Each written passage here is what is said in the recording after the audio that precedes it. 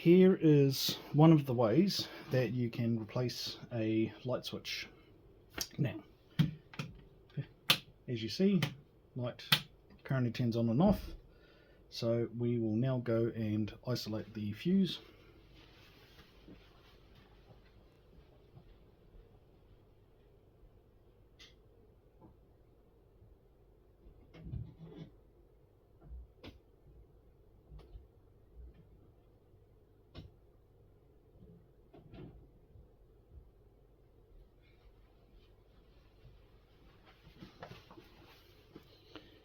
Alright, so now, yes, it is now safe. Now, with most cover plates, you can simply pull the cover off at the top edge or bottom edge and just up and off. Most light switches will not have these little covers. Most light switches will simply have a screw here, or in some power light switches they will have a grub screw or screw head that you can undo. So undo that switch, screw,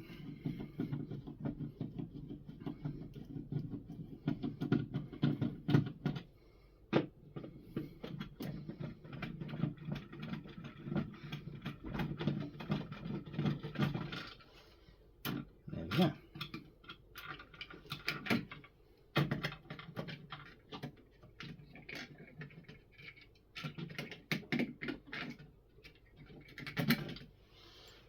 Yeah,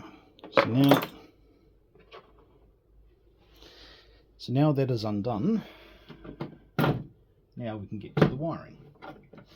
Now, in this particular case, I am replacing the switch with another single switch, so we don't need to worry about the neutral, which is the black here, and we don't need to worry about the green, which is the earth. So these can basically stay as is and just get put back into the wall where they were. So all we need to do is swap over these two connections. Now, because I am fitting a switch which will have a dimmer, I need to find which wire of these two wires is the one that will have power. Now, there's a couple of different ways that this can be done. Okay, so there is a few different ways that we can find out which of these red wires is exactly the power feed in, and the other wire is the feed out that goes to the light. So we can use a beep tester that will tell us which one is the power and which one is not.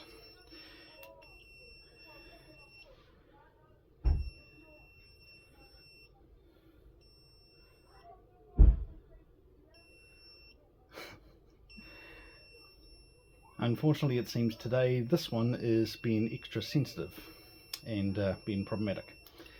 So we will turn that off. So instead, I have turned the fuse back on. So what we can do now is we get a multimeter that is designed for 230 volts, set it to volts, and with the power turned on, we very carefully test for voltage, not amperage or continuity. We test for voltage between one of these two red wires and the black. So now we can go find volts, and nope, there is no power there, and there is power there. So we know that the middle wire has 240 volts or power in. So that one with nothing will be the one out to the light. So that one is the one that we will wire up to the dimmer.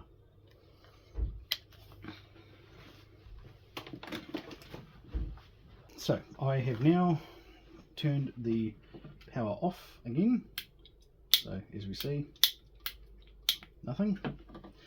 So first thing we do is we swap that connection over to common, or essentially power in, on the new switch. Number 1 is the one that goes off to the 1 light. Number 2 is used for a two-way switch. Now in this case today we will not need that, so the common is what we want.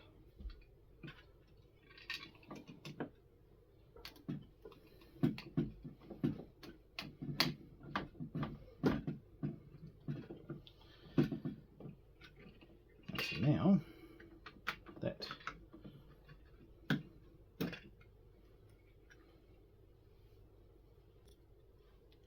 with this dimmer, I recommend that it is installed with the wires going towards the switch.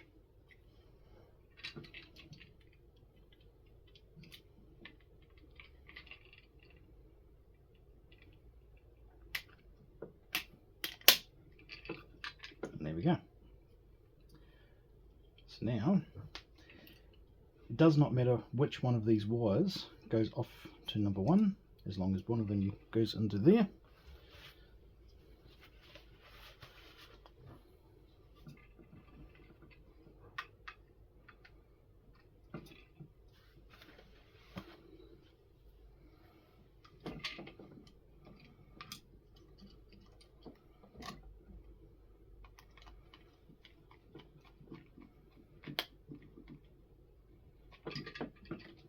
There we go.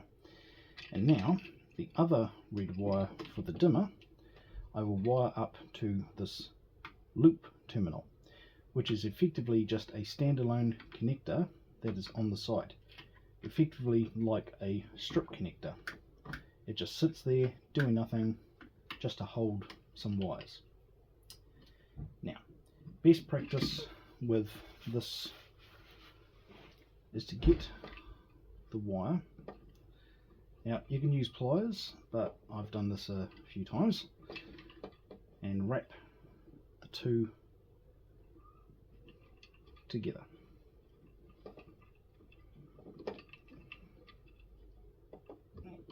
Now, yes, that is definitely not perfect, but it will do just fine.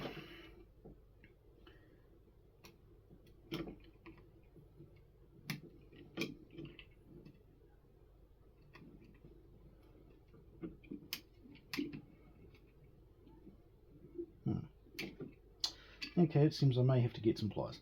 Ideally you want to have it so that none of the exposed wire sticks out of the hole. Unfortunately, we are definitely going to have to shorten it. I've now just retwisted the wires in a clockwise direction, and so now I will trim them to length and put them in the spot.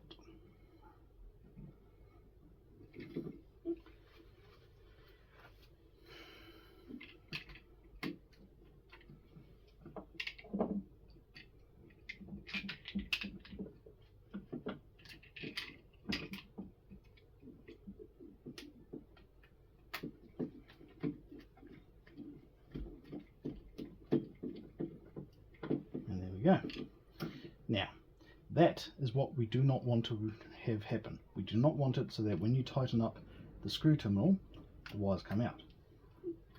So in this case, we undo the terminal again. We then get the wires, pull them apart,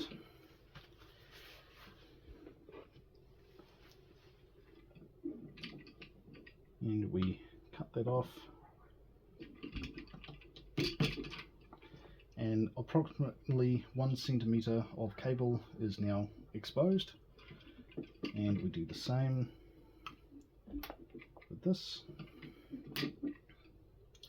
Now again, there is a few different variations of how you can connect these wires together, being stranded and solid, but usually just simply wrapping the solid around is enough. But what I always like to do is also bend the solid wire in half to essentially grab the stranded wire. And so now we put that back in the spot of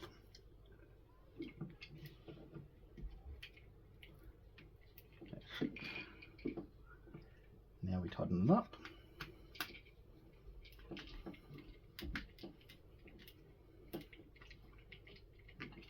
And there we go.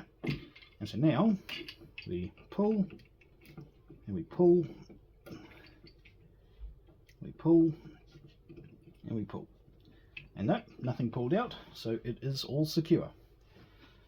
So now put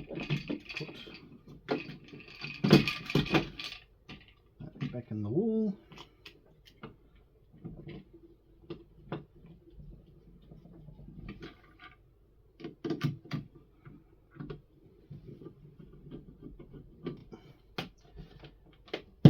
There we go, and that is now done.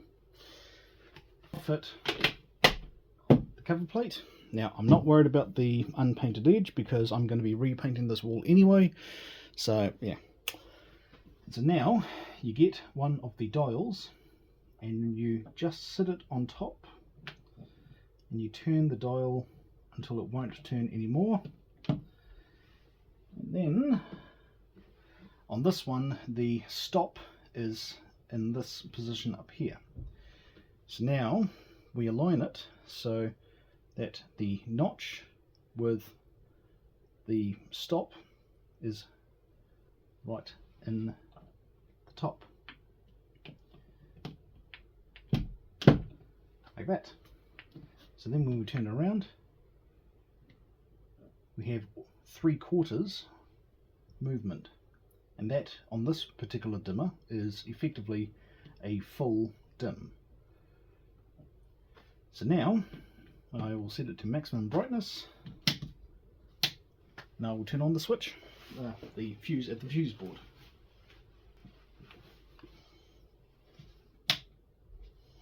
And there we go. It works. Now, as you can see, there is a, oh, possibly can't see on this, but anyway, but there is a slight green glow that emits from this dimmer. Now, because I have got currently a regular LED lamp and not a dimmable LED lamp, as we turn it down and eventually get to, okay. Normally what can happen is when you turn the lamp down like this, is it will flicker and flicker, flicker, flicker, flicker, flicker, because it is not liking the dimmed power. And so in which case you must fit a LED dimmable lamp. But today it is working fine.